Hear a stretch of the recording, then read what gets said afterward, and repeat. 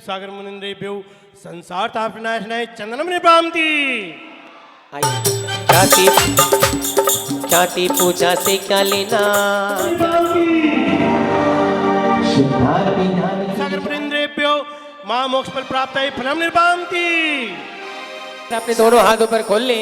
इनने थामा मेरा हाथ है, बोलो डरने की क्या बात है, मेरे गुरुवर मेरे साथ है, बोलो डरने की क्या बात है।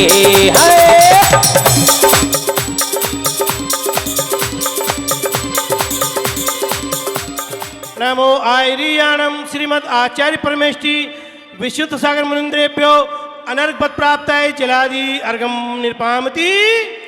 सभी खड़े हो जाए। चल गई रे गुरु चरणों में आके, गुरु चरणों में आके मन बाजू में गा गा के, गुरु चरणों में आके मन बाजू में गा गा के। और सारी चांदी सोना चरणों में आके, सारी चांदी सोना हो गई रे गुरु चरणों में आके।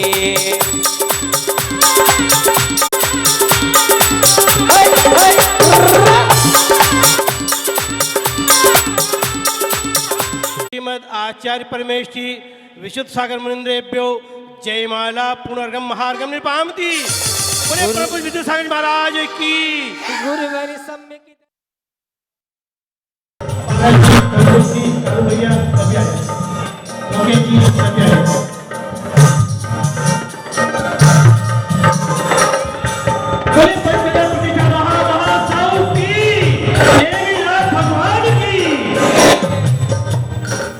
कल आए हुए युगल मुनि महाराज के गुरु महाराज का आज संयम का कौन सा 33वां साल है और अपने गुरु महाराज का भी 43वां चल रहा है। बड़े बड़ाई ना कहे, बड़े न बोले बोल, हीरा मुख से ना कहे लाख हमारा मोल। चाहे उनके गुरु महाराज हो या हमारे गुरु महाराज हो, संयमी है, संयम का दिन है।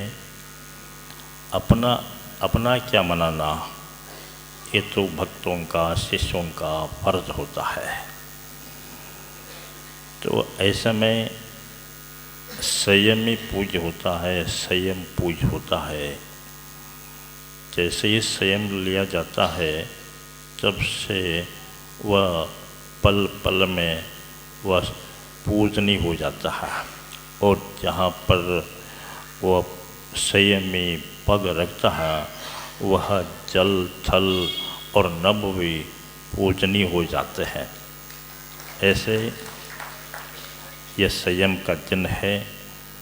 सुना था कि जब आचार्य श्री का संयम का दिन था इस समय, उस समय हमारे गुरु जी भी उस कुंडलपुर में ब्रह्मचर्य की अवस्था में थे और जिस दिन वह संयम का दिन था, दीक्षा का दिन था, उस समय आचार्य श्री का आहार हो रहा है।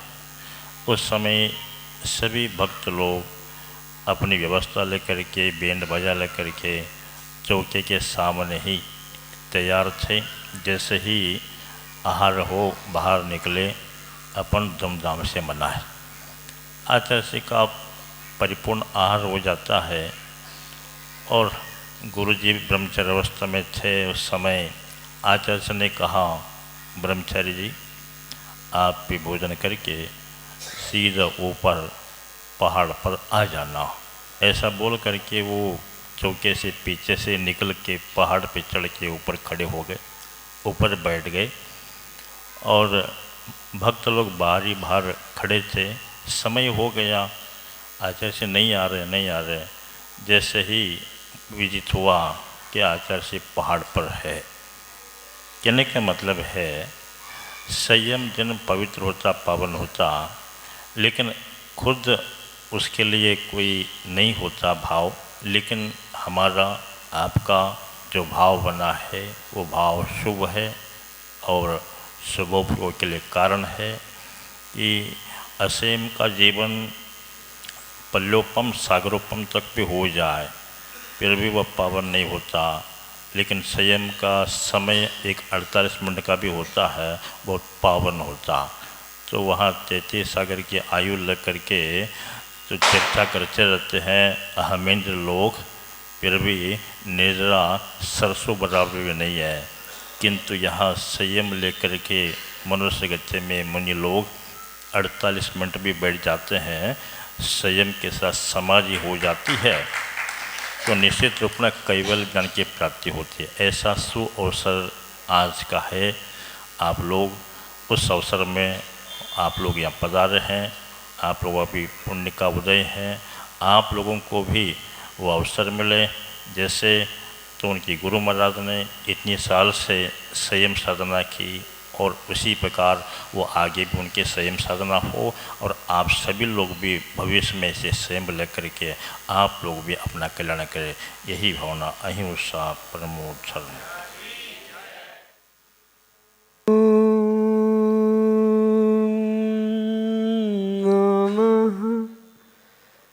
सिद्धेभ्यः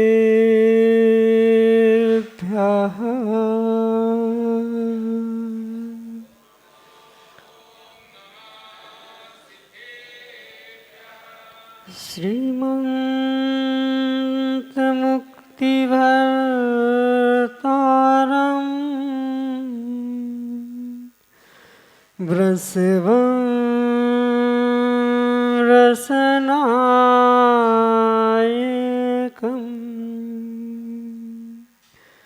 धर्मतीर्थकरं ज्येष्ठं वन्दे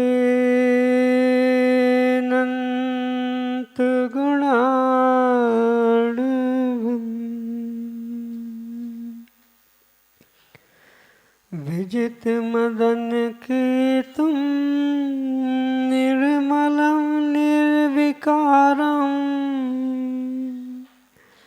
रहितसकलसङ्गं संयमाचित्तसक्तं सुनयनिपुणभावं ज्ञाततत्त्वप्रपञ्चम् जनन मरण भीतं सद्गुरु नौमि नित्यं जनन मरण भीतं मम गुरु नौमि नित्यं जनन मरण भीतं मम गुरु नौमि नित्यम्। अनंत अनंत सिद्ध परमेष्टि भगवान की देवाधिदेव 1008 वर्तमान शासन नायक भगवान महावीर स्वामी की परम पूज्य आचार्य भगवान कुंद कुंद स्वामी की परम पूज्य वात्सल रत्नाकर आचार्य भगवंत विमल सागर जी महाराज की परम पूज्य गणाचार्य श्री विराग सागर जी महाराज की परम पूज्य आचार्य भगवंत गुरुवर विशुद्ध सागर जी मुनि महाराज जी की परम पूज्य आचार्य भगवान भूतवली सागर जी महाराज जी की, परम पूज्य आचार्य भगवान सुब्रत सागर जी महाराज जी की, परम पूज्य मुनि श्री सुप्रभ सागर जी महाराज जी की, 3 करोड़ मुनिराजों की।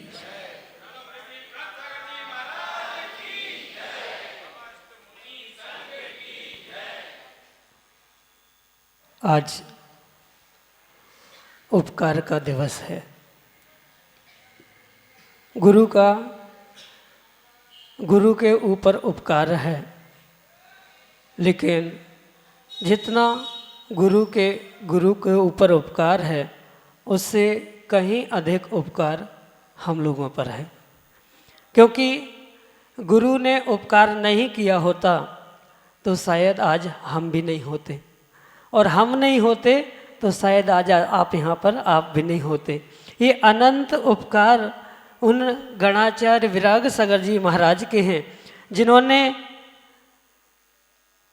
ब्रह्मचारी राजेंद्र भैया लला पर उपकार किया और उन्हें निर्ग्रंथ दीक्षा प्रदान की, और उन्हीं के उपकार आज हमारे ऊपर हैं कि हम सभी यहाँ बैठकर उन गुरु भगवंत आचार्य श्री विशुद्ध सागर जी महाराज का 33वां निर्वाण दीक्षा दिवस मना रहे हैं।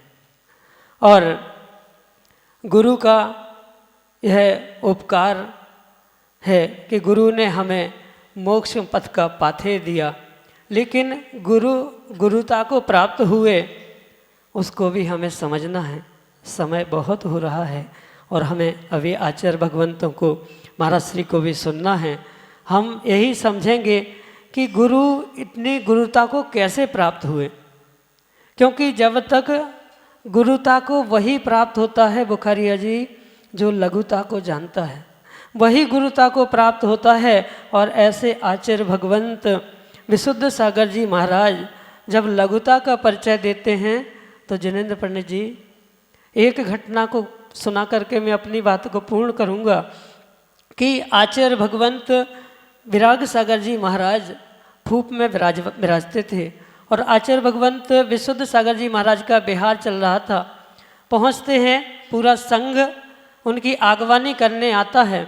आचार्य भगवान विराग सागर जी महाराज ने अपने बाजू में एक सिंहासन लगवाया था, और जैसे ही पहुंचते हैं आचार्य भगवान विशुद्ध सागर जी महाराज उनकी वंदना करते हैं। वंदना के उपरांत आचार्य विराग सागर जी महाराज कहते हैं, आचार्य विशुद्ध सागर जी सिंहासन लगा हुआ है, बैठिए सिंहासन पर।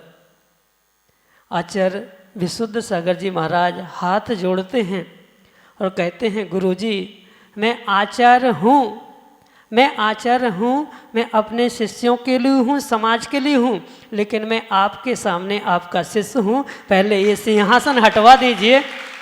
और आचार्य जी ने सिंहासन हटवाया, फिर सामान्य पाटे पर जाकर बैठे। ये गुरु की लघुता है कि आज गुरु को गुरुता तक पहुंचा दिया।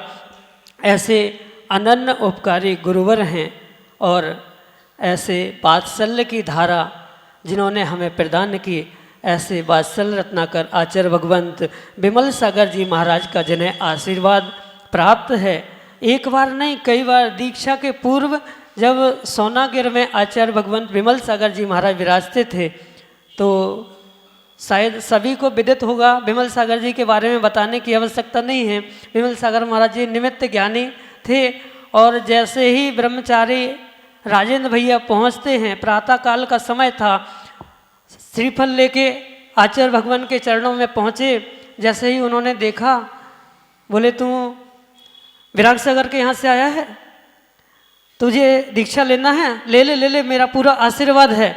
और उन्होंने ऐसा आशीर्वाद दिया कि बेटा सिद्ध क्षेत्र सोनागिर से तुझे आशीर्वाद है, तू जहाँ जाएगा चंद्र प्रभु भगवान जैसी महती प्रभावना तेरे द्वारा धर्म की होने वाली है, इसलिए तू विराग सागर से आशीर्वाद है, मेरा आशीर्वाद है, उनसे दीक्षा ग्रहण कर। ऐसे अनंत, ऐसे अनेक दृष्टांत आचार्य भगवान विशुद्ध सागर जी महाराज के हैं कि जिनको सुनाने बैठ जाएं तो पूरा दिन क्या, ये पूरा जन्म भी कम पड़ जाएगा ताराचंद जी। लेकिन गुरु के गुणों को हम नहीं गा सकते, ऐसे गुरु के गुणों को समझना है, लेकिन समय बहुत हो रहा है। हम गुरु के 33वें दीक्षा दिवस पर यही भावना बहाते हैं कि हे भगवान, आप दीर्घायु हों, शतायु हों और इस निर्ग्रंथ निर्वाण दीक्षा का सार समाधि को प्राप्त करते हुए आप भी अगले भवों में अरिहंत बने और हम भी आपके साथ साथ चलते हुए आप सिद्धत को प्राप्त करें, हम भी उसी सिद्धत अवस्था को प्राप्त करें। इसी भावना के साथ बड़ौत में विराजित आचार्य भगवान के चरणों में सिद्ध श्रुत आचार्य भक्ति पूर्वक कोटि कोटि नमोस्तु पूर्वक यही भावना कि हे भगवान, आप अपने कल्याण का पद प्राप्त करें, हम भी उस पद को प्राप्त करते हुए अपना कल्याण कर सकें। इसी भावना के साथ जय बोलिए आचार्य भगवंत गुरुवर विशुद्ध सागर जी मुनि महाराज जी की।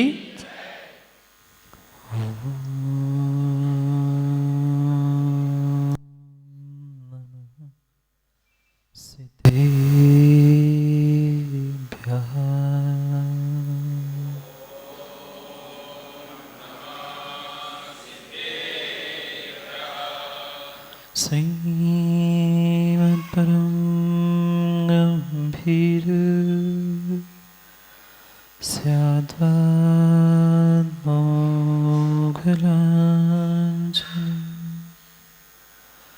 जियात्रैलोक्यनाथस्य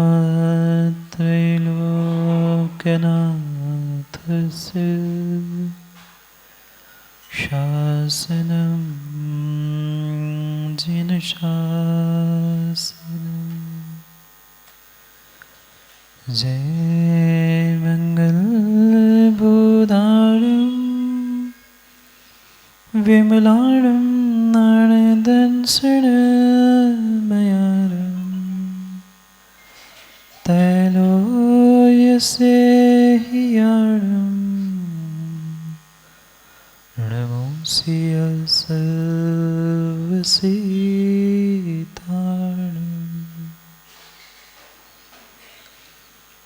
तुम सा नहीं अन्य इस जगत में, उपकार जो मेरा करे, मुझ सा अन्य नदी रहीन दूसरा तुमको मिलेगा रे।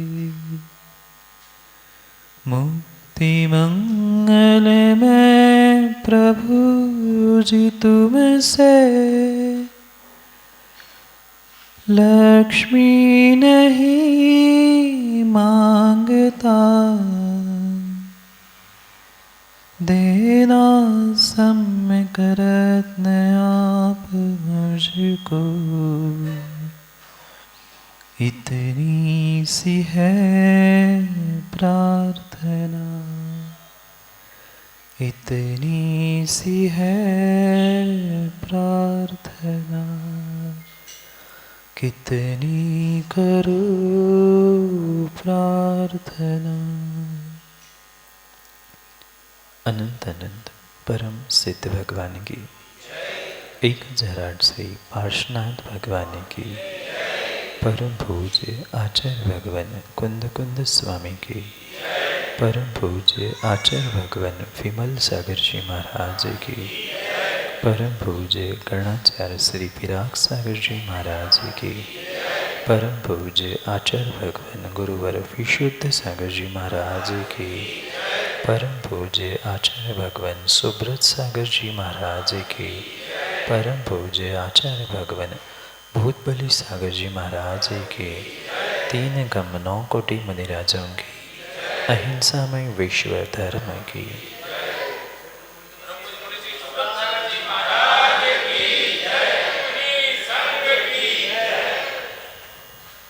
अंतिम देश वर्धमान स्वामी के शासन में हम सभी विराजते और उनकी पावन पीयूष देशना हम सभी के लिए परम उपकारी। अनादिकाल से हमारी सात्मा जो जन्म जरा और मृत्यु रूपी रोग लगे, उन रोगों का उपशमन करने वाली कोई परम औषधि है तो वह एकमात्र यह जिनवाणी। भव्यात्माओं, ऐसा कहा जाता है कि साधु की मुख मुद्रा, साधु की मुख मुद्रा ऐसी होनी चाहिए कि असाधु को भी देखकर साधु बनने के भाव हो जाए। और शायद ऐसा ही कुछ मैंने अपने गुरु के मुखमंडल पे देखा। और एक बार, बस एक बार गुरु को देखा और भीतर ही भीतर निर्णय कर लिया कि अगर जीवन में कोई पहला और अंतिम गुरु जो मेरे जीवन को संवारने वाला और संभालने वाला है तो ये एक मुनि भगवंत विशुद्ध सागर जी है। और क्या कहूँ उनके और उनके दर्शन की। जिस युवा ने उस निर्ग्रंथ गुरु का दर्शन किया और उसी क्षण उसी दिन निर्णय करते हुए अपने जीवन में संयम मार्ग पर आगे बढ़ने का निर्णय कर लिया, जिनके दर्शन से सम्यक दर्शन की प्राप्ति हुई, जिनके दर्शन से जीवन बदल गया, आज साक्षात उनका दीक्षा दिवस मनाने के लिए, दीक्षा महोत्सव मनाने के लिए हम सभी यहाँ एकत्रित हुए। क्योंकि सूर्य को कितने ही दीपकों से प्रकाशित करने का प्रयास किया जाए, पर फिर भी सूर्य सूर्य ही होता है। ऐसा होने पर भी लौकिक दृष्टि में यही देखा जाता है कि सूर्य की भी पूजा लोग आरती से करते हैं। नदी के पानी से ही नदी के ही पानी से निकालकर नदी की भी अर्चना करते हैं। और यही लौकिक प्रयास में भी गुरु से मिले हुए ज्ञान, गुरु से मिले हुए संयम को प्राप्त करते हुए, गुरु का ही गुणगान करते हुए करने का सौभाग्य प्राप्त कर रहा। मैं तो इस बात पर अपने आप को बहुत गौरवान्वित मानता हूँ, बहुत सौभाग्यशाली मानता हूँ कि मुझे ऐसे सहज सरल हृदय वाले निर्ग्रंथ गुरु प्राप्त हुए, जिन्होंने जब से मैं उनके चरणों से जुड़ा हूँ तब से गुरु ने मात्र और मात्र मुझे आगम के एक एक रहस्यों का उद्घाटन करते हुए जीवन जीने की अद्भुत कला सिखाने का प्रयास किया। और जिन्होंने महान तपस्या मात्र इस भाव में नहीं, क्योंकि इस जन्म की इस भाव की तो तपस्या शायद आप सभी देख रहे हैं, जान रहे हैं, पर ये पक्का है जो जीव अपने उम्र के 16 वर्ष किशोर अवस्था में, जो आज का युवा, जो आज का किशोर भोग विलास की जिंदगी जीता है, ऐसे समय में अपने आयु के 16वें वर्ष में ही उन्होंने घर त्याग करते हुए निर्ग्रंथ विराग सागर जी गुरु के चरणों में अपने आप को समर्पित कर दिया। क्या अद्भुत परिणाम और क्या अद्भुत तपस्या जीव ने पिछली पर्याय में की होगी। क्योंकि इस खोटे पंचम काल में निर्ग्रंथ बनना हर किसी की बात नहीं है। और वो भी बिना कोई निमित्त, बिना कोई कारण के, स्वभाव से ही, जन्म से ही जिनके भीतर वह वैराग्य की धारा फूट पड़ी थी, प्रत्येक कार्य उनके जो अद्भुत थे, ये मात्र और मात्र उनके पिछली पर्यायों की तपस्या, साधना और पुण्य का ही फल था कि जिन्होंने इस धरा में 7वें महीने में ही जन्म लिया। ऐसा करणानियों का नियम है, जो जितना अल्प समय गर्भ में रहता है वो उतना शीघ्रता से सम्यक को प्राप्त करता है। और ऐसा ही कुछ नियोग होगा कि 9 महीने में जन्मने वाला वह बालक, वह संतान जो माता पिता की 7वीं संतान के रूप में थे, ऐसी 7वीं संतान के रूप में जन्म लेने वाले वह राजेंद्र लला 7 महीने में ही उन्होंने माँ के उस मलमयी गर्भवास को छोड़कर इस संसार की सत्यता को देखने का प्रयास किया। और शायद 2 महीने अधिक उन्होंने संसार की सत्यता को बहुत स्पष्टता से देखने का प्रयास किया। शायद इसीलिए वे अपनी किशोरावस्था में ही निर्ग्रंथ मुनिराज बनने के उस श्रेष्ठतम मोक्ष मार्ग पर चल पड़े।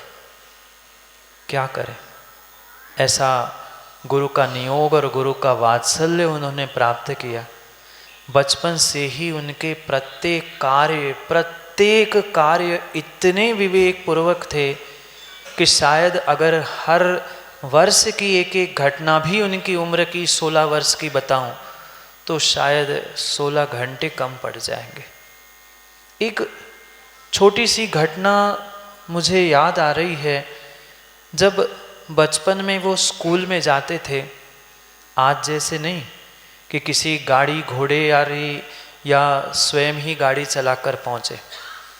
कई बार रोड से जाते हुए बस वाले भी जिनेंद्र पंडित जी उससे रोककर कहते थे, बैठ जा गाड़ी में, छोड़ देता हूँ स्कूल तक।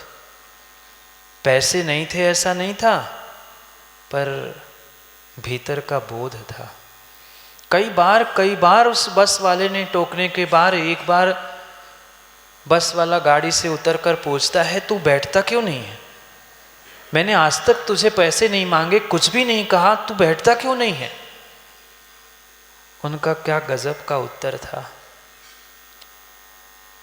मैं गाड़ी में बैठना तो छोड़ो, मैं बच्चों के साथ गिल्ली डंडा भी नहीं खेलता। वो जो वाहक था, कंडक्टर था, गाड़ी वाला था, वो विचार करता ये कैसा बच्चा है, स्कूल जाता है, फ्री में कोई गाड़ी में बिठाल रहा है, बैठ नहीं रहा है, खेलने के लिए भी जाता नहीं है, करता क्या है ये कोई ना कोई अद्भुत पुरुष है, अद्भुत बालक है। उसने कहा क्यों नहीं खेलते, सब बच्चे तेरे उम्र के खेलते हैं, तेरे साथ वाले भी गाड़ी में बैठकर जाते हैं आते हैं, मैंने तुमसे पैसे नहीं मांगे, फ्री में तुम्हें ले जा रहा हूँ, गाड़ी में बैठ जा। वो कहता है नहीं, मुझे गाड़ी में नहीं बैठना, मैं गाड़ी में नहीं बैठने वाला।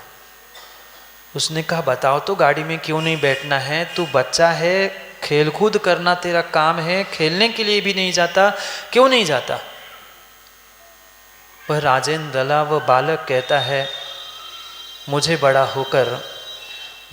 होकर भगवान का रूप धारण करना है, मुझे मुनि महाराज बनना है। और मैंने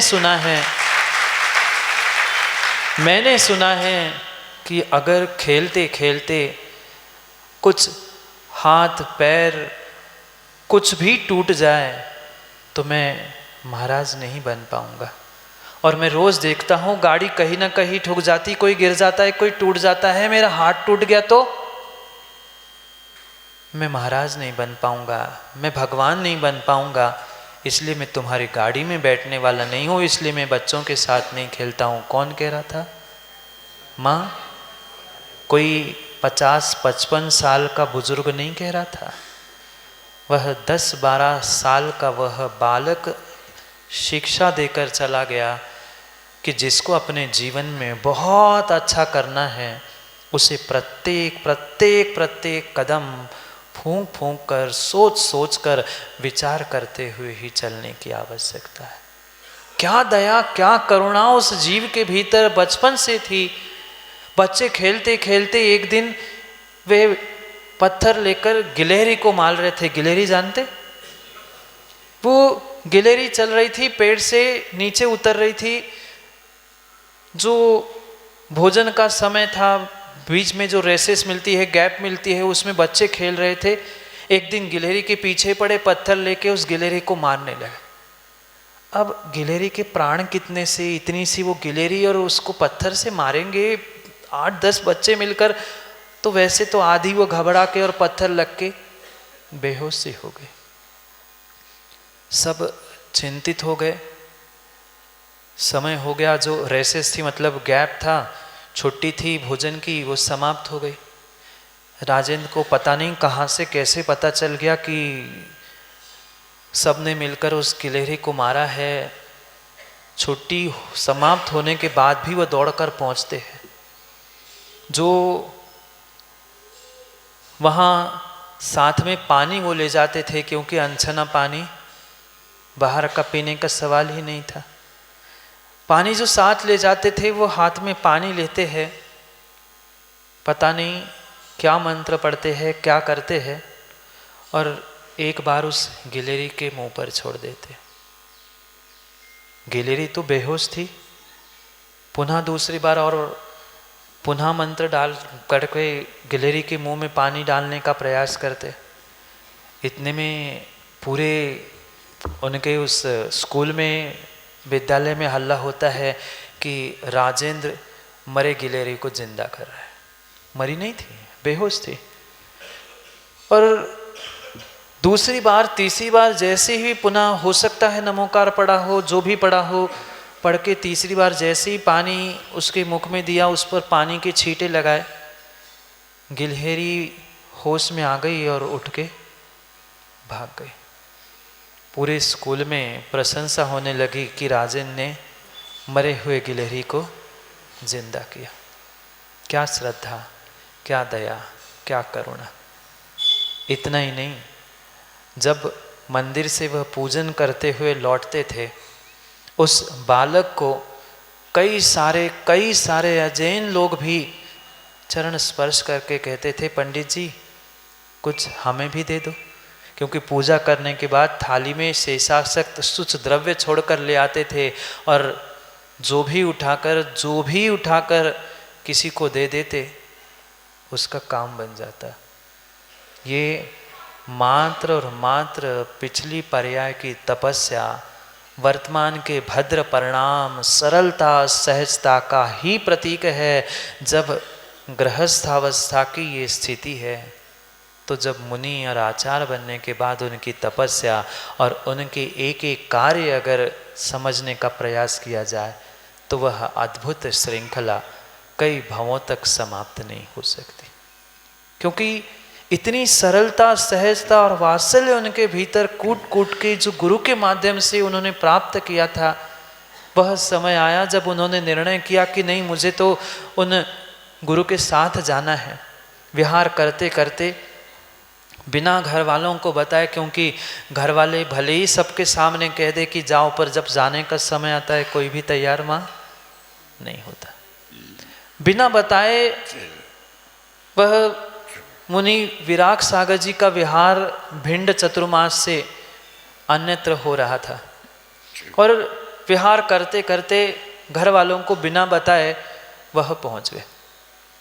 साथ में कुछ था ही नहीं। घर वालों को बताते तो कुछ घर वाले साथ में देते, या घर से कुछ लाते तो घर वालों को पता चलता। इसलिए उन्होंने किसी को कुछ बताया नहीं और चुपचाप विहार में पहुंच गए। रात्रि का पड़ाव, चतुर्मास के बाद तो आपको पता ही है ठंड का मौसम वैसे ही हो जाता है। शाम की आचार वंदना हो गई। मुनि संघ अपने स्थान में, उनके लिए कमरे थे, वहाँ पहुँच गए। जो व्यवस्थापक थे वो अपने स्थान पर पहुँच गए। अब वो बेचारा बालक 15 साढ़े 15 साल का होगा, वह बाहर बैठा रहा। घर जाने की इच्छा थी नहीं। महाराजों के कमरे में कैसे जाए, और फिर जो व्यवस्थापक थे उन प्रमोद जी जैसे सेठों के कमरे में कौन जाए। छोटा सा बालक वो सोच रहा था कैसे कमरे में जाऊं, कहाँ पहुंचूं, ना बिस्तर ना ओढ़ने के लिए कुछ। वह गेट के बाहर ही वह ठिठुरते ठिठुरते बैठ गया। कब तक बैठेगा, 8-10 किलोमीटर का विहार करके आया था, शाम की थकान, दिन भर की थकान, और बैठे बैठे ही ऐसे ठंड में जमीन पर टिके टिके ही थोड़े से तिरछे हो गए और जमीन पर लेट गए। कुछ 1-2 घंटे हुए होंगे। मुनि विराग सागर जी अपने कमरे से सुबह 3 बजे प्रातः विधि मतलब सुबह अपना सामायिक प्रतिक्रमण आदि करने के लिए उठे, लघु शंका के लिए बाहर आए। उन्होंने देखा ये बालक जमीन पे पड़ा है, ठंड से ठिठुर रहा है, मुंह से आवाज आ रही है, कुछ हो ना जाए। उन्होंने देखा, अपना कार्य किया और चले गए। जैसे ही सुबह भक्ति की आवाज आने लगी, 5:30-6 बज गए होंगे, और थोड़ी सी नींद भी गर्माहट से पूरी हो गई, और जैसी आवाज़ आ गई एकदम खड़बड़ा से नींद खुल गई, और देखते हैं तो शरीर के ऊपर चटाई थी।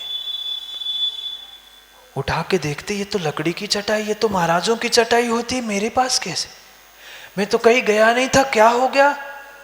अब मेरी क्लास, उसे यही लगा कि किसी ने डाल दी होगी, अब महाराज की चटाइयाँ है, अंदर जाऊंगा मुझे पक्के में डांट पड़ेगी।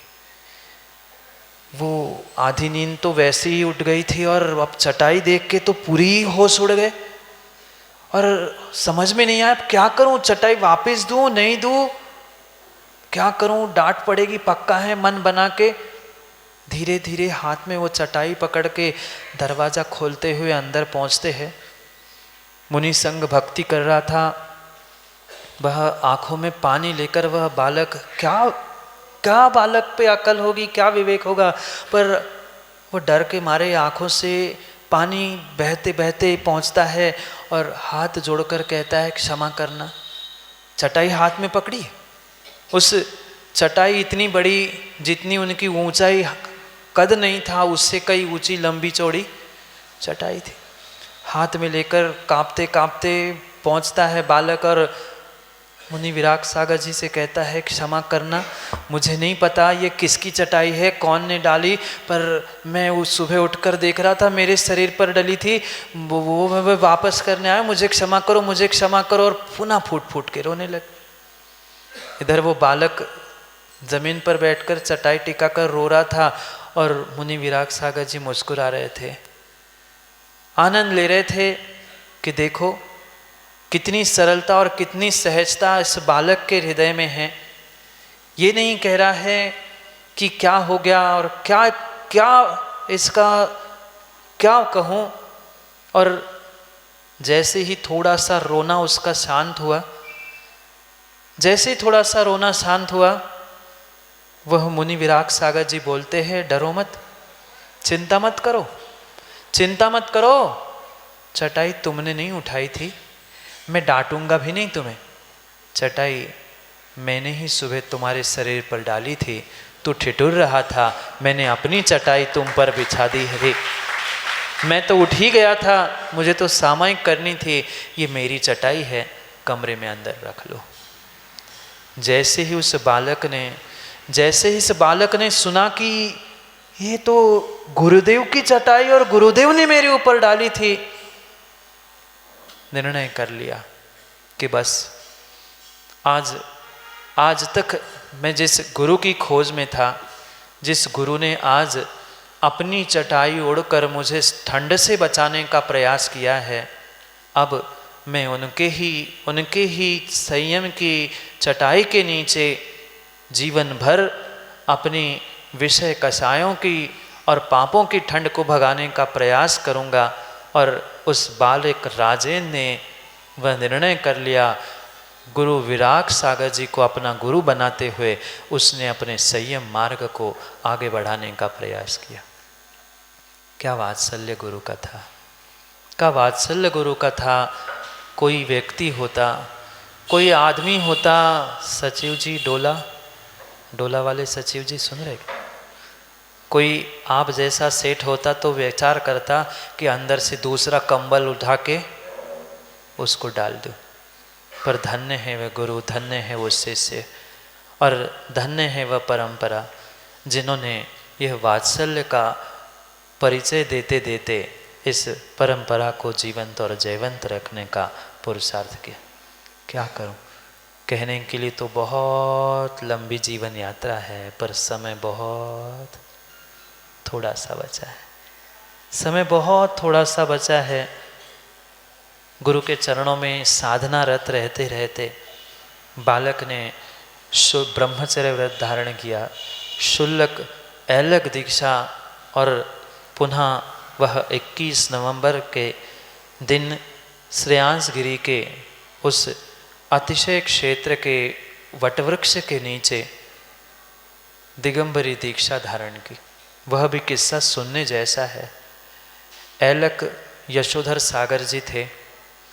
8 दिन से खूब तेज बुखार, बहुत तेज बुखार था और खूब उपचार किए, वैद्य, हकीम, डॉक्टर सब प्रकार से उपचार करने का प्रयास किया, पर बुखार ठीक होने के लिए तैयार नहीं।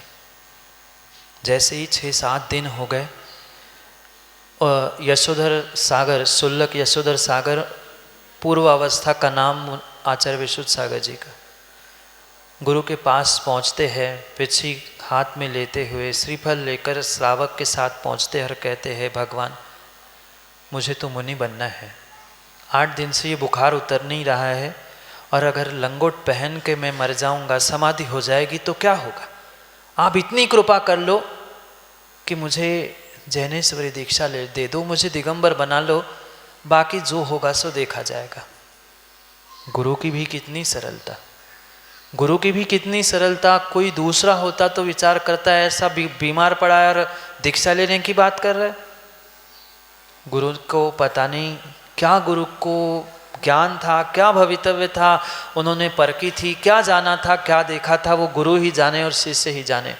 शिष्य ने निवेदन किया कि गुरु महाराज, इस बुखार में अगर मेरे प्राण निकल जाएंगे तो पता नहीं मैं कभी दिगंबर नहीं हो पाऊंगा, आप दिगंबरी दीक्षा दे दो, फिर आप जैसा कहो वैसा मैं कर लूँगा, पर एक बार मुझे दिगंबर बना दो।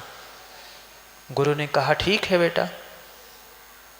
1 दिन में ही शायद समय निकाला, मुहूर्त निकाला, और ऐसी स्थिति थी कि वह शुल्लक यशोधर सागर ढंग से बैठ भी नहीं पा रहे थे, पर फिर भी पीछे कोई पकड़ा हुआ बैठा, जैसा बना 2 घंटे उस वटवृक्ष के नीचे बैठे बैठे वह दिगंबर दीक्षा भी हो गई। आचार्य जी हमेशा बताते हैं, जो वह 8 दिन का बुखार पहले आया था, ऐसा बुखार दीक्षा के बाद आज तक कभी आया नहीं। ये गुरु की कृपा और गुरु के संस्कारों की महिमा हुआ करती।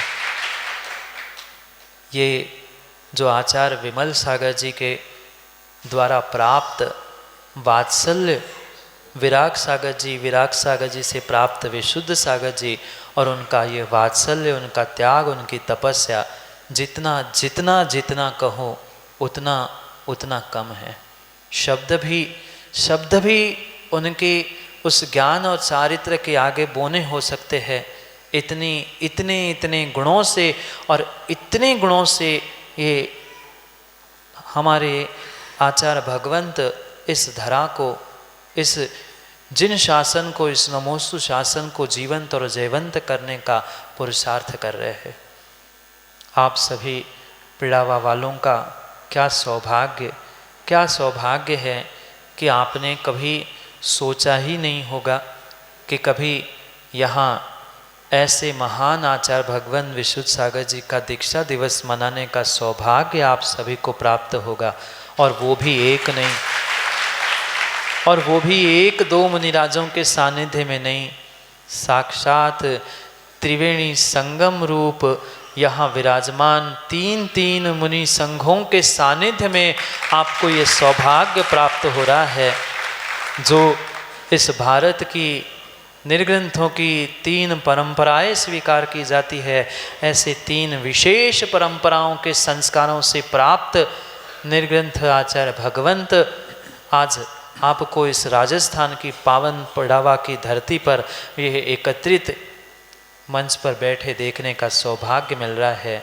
मैंने कल भी कहा था, कहीं न कहीं पिछले कई वर्षों का पुण्य इस साल आप लोगों का उदय में आया है कि आपको ये सौभाग्य मिल रहा है कि त्रिवेणी संगम इस पिड़ावा की धरती पर हुआ और तीनों संघ आज गुरुदेव विशुद्ध सागर जी महाराज के उन 33वें दीक्षा दिवस को मनाने के लिए इस समाज के मध्य में सभी लोग सौभाग्य और आनंद लेते हुए हम सभी मनाने का सौभाग्य प्राप्त कर रहे।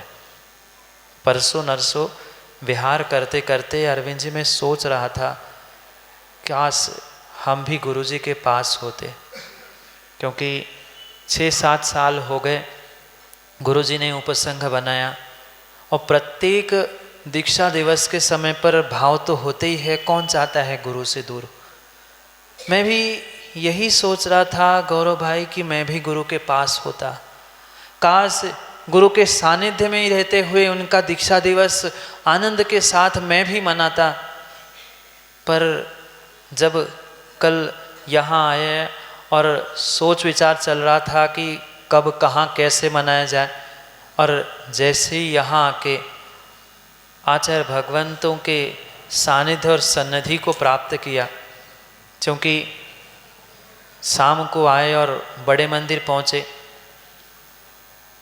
गुरुदेव भूतबली सागर महाराज के साथ प्रतिक्रमण और उनके साथ शाम का समय बिताते हुए मुझे ऐसा ही लग रहा था कि कोई बात नहीं, साक्षात गुरुदेव भले ही बड़ौत में पंच कल्याणक कराते हुए दीक्षा दिवस और दीक्षा कल्याणक आज मना रहे हैं, पर कोई बात नहीं, भले ही वह साक्षात गुरु भगवान विशुद्ध सागर मेरे साथ नहीं हैं, मैं उनके साथ नहीं हो, पर साक्षात आज हमसे भी कई बड़े वह दीक्षा और ज्ञान ध्यान से बुजुर्ग ऐसे भूतबली सागर और सुब्रत सागर जी का सानिध्य हमें मिल गया।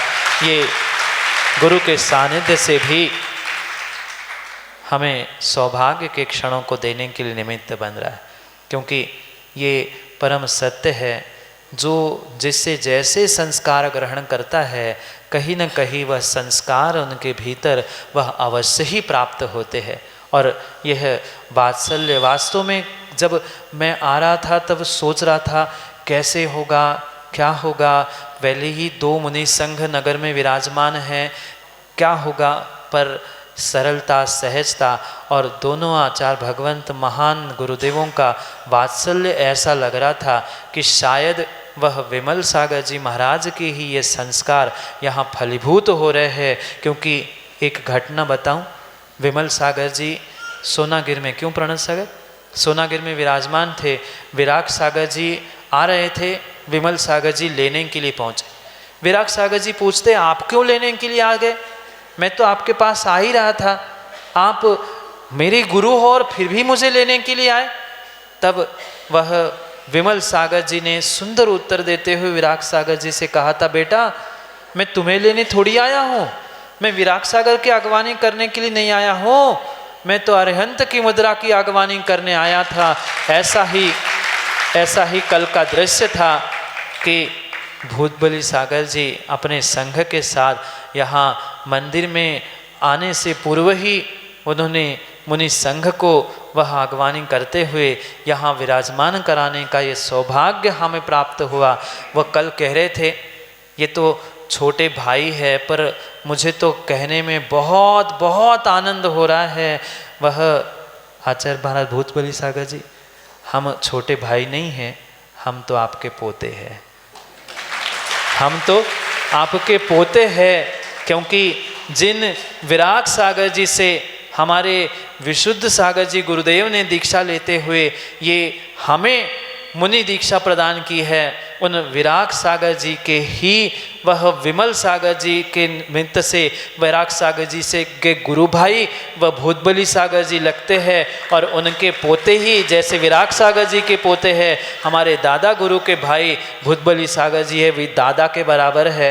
फिर भी उनकी महानता कि वो हमें लेने आए और वह छोटे भाई का दर्जा लेते हुए बगल में बिठाने का ये सौभाग्य हमें जो दिलाया है, वे वास्तव में मुझे ऐसा ही लग रहा था जैसे विमल सागर जी विराग सागर जी को लेने गए थे, विमल सागर जी के ही वह संस्कार जो उन्होंने प्राप्त किए, वैसा ही वात्सल्य जो कूट कूट के उनके भीतर भरा है, वह वात्सल्य का परिचय देते हुए उन्होंने इस पोते को, क्योंकि ऐसे कहा जाता है ना, मूल से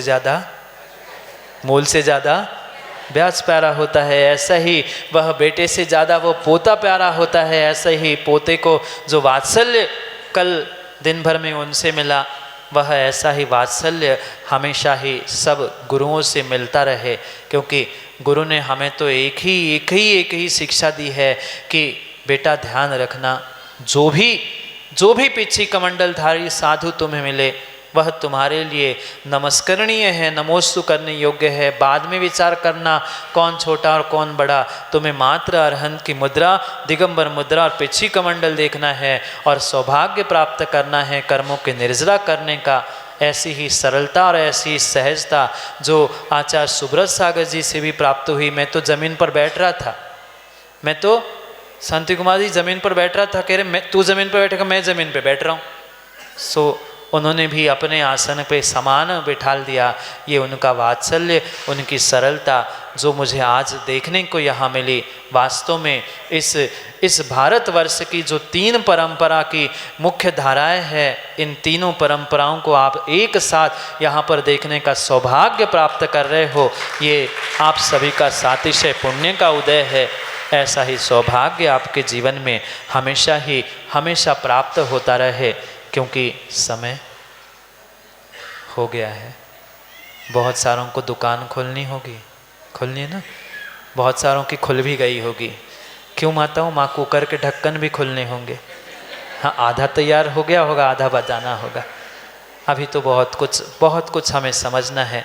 अगर ऐसा ही पुण्य का पुरुषार्थ आप करते रहेंगे तो नियम से हम समय को समय पर समझ सकते हैं। आज 33वां दीक्षा दिवस भले ही हम मना रहे हैं, पर यही भावना गुरु भगवान के चरणों में है।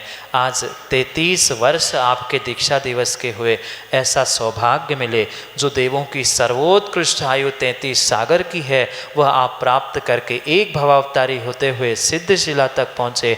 हम भी आपके साथ साथ उस मार्ग का गमन करते हुए हम भी ऐसा ही बनने का सौभाग्य प्राप्त करें, जो मुनि भगवंत आचार्य भगवंतों से यह वात्सल्य प्राप्त हुआ। मुझे तो इस वर्ष ऐसा लगा ही नहीं कि मैं कभी गुरु से दूर हूँ। अभी तो 4-5 वर्ष से कोई नहीं मिल रहा था, तो हम तो समाज के बीच में जाते आनंद से दीक्षा महोत्सव मनाते ही रहे, पर इस बार ऐसा लगा कि हाँ, हमसे भी कोई बुजुर्ग हमारे साथ है। गुरु जैसे ही गुरु भाई गुरु दादा गुरु हमारे साथ है, उनका आशीर्वाद और उनका ऐसा ही वात्सल्य हमें मिलता रहे जैसा गुरु का मिलता रहा। इसलिए मुझे आज पिड़ावा में इन दोनों संघों का सानिध्य प्राप्त करते हुए ऐसा लग रहा है कि शायद मैं गुरु के ही चरणों में बैठकर उनका दीक्षा दिवस मनाने का सौभाग्य प्राप्त कर रहा हूँ। बड़ौद में विराजमान आचार्य भगवंत के चरणों में परोक्ष रूप से कोटि सा यही भावना के साथ नमोस्तु है कि हे भगवान, आज आपका पूरा भारतवर्ष दीक्षा दिवस दीक्षा महोत्सव मना रहा है। आने वाले समय में वह दीक्षा कल्याणक का रूप प्राप्त हो और आपके मोक्ष कल्याणक के साथ हमारा भी कल्याण हो जाए। यही भावना से पुनः समय की बात के लिए समय पे समझना है, क्योंकि अभी और भी हमें आशीर्वचन को भी सुनना है। इसलिए समय को पुनः समझना है। पर कब समझेंगे? जब समय मिलेगा तब पिड़ावा वाले समझेंगे। अगर समझ में आए तो समय पर समझ लेना, क्योंकि गुरु ने कल भी मैंने एक बात कही थी कि हम तो दुनिया की कोई राजनीति नहीं जानते। जिसने चढ़ाया श्रीफल आशीर्वाद दिया, हम तो सीधे पहुंच जाते हैं। ऐसी ही सरलता सभी के हृदय में आ जाए और सरलता से ही सहजता से अपना कल्याण करने के लिए पुनः समय पर समय की बात के लिए समय पे मिलते हैं, क्योंकि समय पे किया गया काम समय को दिलाता है। बोली भगवान महावीर स्वामी की। नमः सिद्धेभ्यः। ओम नमः सिद्धेभ्यः। ओम नमः सिद्धेभ्यः।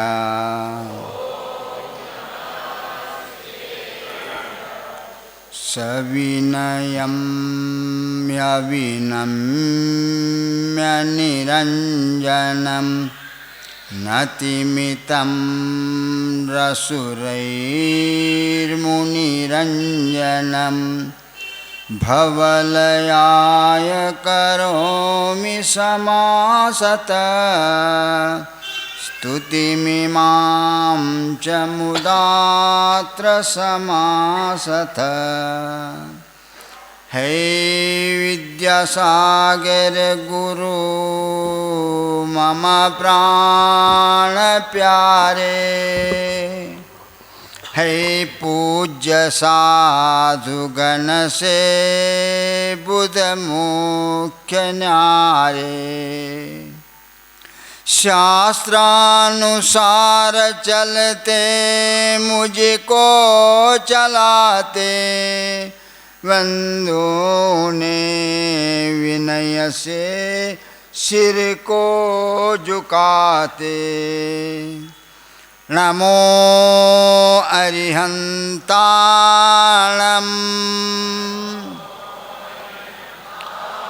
नमो सिद्धाणं,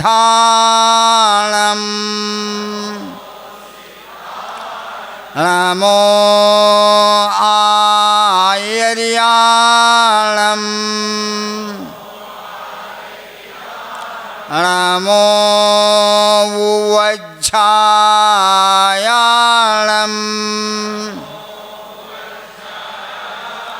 नमो लोये सव्वसाहूणं।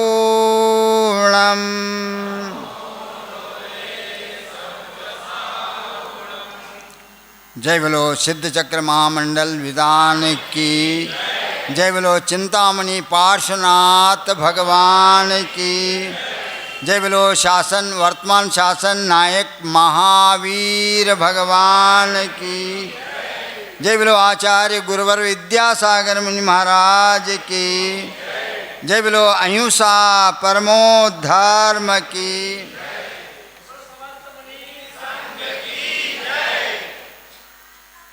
धर्म प्रेमी बंधुओं, अब हम ज़्यादा नहीं लेंगे क्योंकि टाइम तो हो चुका है। सब लोग उठ कब छोड़ेगा महाराज, क्या नहीं छोड़ते क्या पता, भूखे यहीं पर मरना पड़ेगा क्या। हाँ, सबके अंदर गुट हो रहा होगा। हाँ मालूम है, जो छोड़ देता हूँ यदि 2 मिनट के अंदर आशीर्वाद देख करके। जो भी अभी आज का आप लोगों का कार्यक्रम देख लिया, पुण्यात्मा लोग हैं, बहुत पुण्य कमा लिया। ऐसे महान आचार्यों का उनकी पूजा किया, उनकी हिस्ट्री सुन लिया, सब सुन लिया आप लोगों का। अब मैं भी हिस्ट्री आप लोगों का थोड़ा सा बताता हूँ। हम ज़्यादा नहीं बोलेंगे, हम तो सभी है इस तरह बैठे हैं, हम लोग साधु है, सही एक साथ है, सभी अपना चर्या अपने अपने हम करेंगे। आप लोग भी ये वात्सल्य कैसे है देखा जाए तो आप लोग भी बहुत से शास्त्र भी पढ़ चुके हैं और कथा भी सुने हैं, बहुत उपदेश भी सुने, बहुत रोज भी सुनते रहते ही हैं। हमारे आदि प्रभु युग के प्रथम तीर्थंकर, उनके 2 पुत्र, उनको तो 101 हुआ लेकिन उनमें से वो सब चले, लेकिन 2 पुत्र, एक चक्रवर्ती एक कामदेव, भरत क्षत्र चक्रवर्ती बड़े भाई, ये सब ज्येष्ठ भाई कहलाते हैं। और वो भरत बाहुबली छोटा कहलाते। घर में रहते हुए, घर घर की काम करते हुए, देखो बड़े भाई के साथ छोटे भाई क्या बोलते हैं, ये मेरे लिए पिताजी समान है। पिताजी का जितना विनय करते थे उतना बड़े भाई का विनय करते थे। कौन? बाहुबली। उनसे भी काया से बहुत 25 धनुष ऊंचा थे, लेकिन फिर भी नहीं, मेरे लिए बड़े हैं। ऐसे घर घर में रहते हुए, श्रावक अवस्था में रहते हुए उनकी विनय करना, उनकी बात मानना, उनके अनुसार चलना, सारी की सारी क्रिया करते थे। ऐसे भी उन्होंने इस प्रकार करने के बाद आगे जा करके स्वार्थ त्याग के लिए कठिन तपस्या करके स्वयं भगवान बना दिया बाहुबली। भरत से भी पहले भगवान बन करके बैठ गए। ऐसे हम लोग भी घर गृहस्थ में रहते हुए जो भी बड़े भैया है घर में, बड़े भाई, उन बड़े भाई के लिए छोटे भाई जो भी है वो उनके लिए पिताजी समान विनय करने लग जाए, आप लोग भी नियम से मोक्ष जा सकते हो। लेकिन बड़े भाई छोटे भाई दोनों अलग अलग हो करके उधर दिशा इधर दिशा मुख मोड़ करके और रहने लग जाए, जो भी उद्योग करते हैं इससे उद्योग में सक्षम नहीं होते, आगे गति सद्गति नहीं होते। बंधुओं ध्यान रखना, ये बात अपना कल्याण करना चाहते हो तो अभी भी पंचम काल होते हुए भी, ये हुंड काल महाकाल है, ये होते हुए भी अपना परिणाम, अपने भाव, अपना स्वयं ही सुधार कर सकते हैं। सुधार करके अपन गति सद्गति पा सकते हैं। नहीं तो ये 3-13 जो हो रहे पंचम काल का नाम ले करके, लेकिन बहुत समझ लेना, इससे थोड़ा बहुत विरोध ईर्ष्या मन में आने लग जाए तो समझ लेना निगोद जाना पड़ेगा, निगोद की यात्रा करना पड़ेगा। बंधुओं ध्यान रखना, ये सब छोड़ करके ये आपस में अपने भाई बंधु, अपने संबंधी एक बनो। पहले घर घर में एकता हो जाओ और बाद में दुनिया का एकता कर सकते हो। लेकिन घर घर में दुभाग हो करके और दुनिया का एकत्र में लाने के लिए चले जाए, कभी भी 3 काल में नहीं हो सकेगा आपसे। ये ध्यान रखना सबसे। एक से बन करके रहने लग जाए तो समझ लेना पंचम काल से पार हो सकते हैं और धर्म भी हो सकता है, धर्म के साथ अपना आत्मा का कल्याण भी हो सकता है। ऐसे इतना बात सुन करके ये ध्यान में रख करके अपना अपना चर्या सुधार करके चले जाओ। यही हमारा 2 शब्द है। बाकी अभी ज़्यादा नहीं बोलूँगा, ज़्यादा बोलने से और उठ कर चल जाएंगे।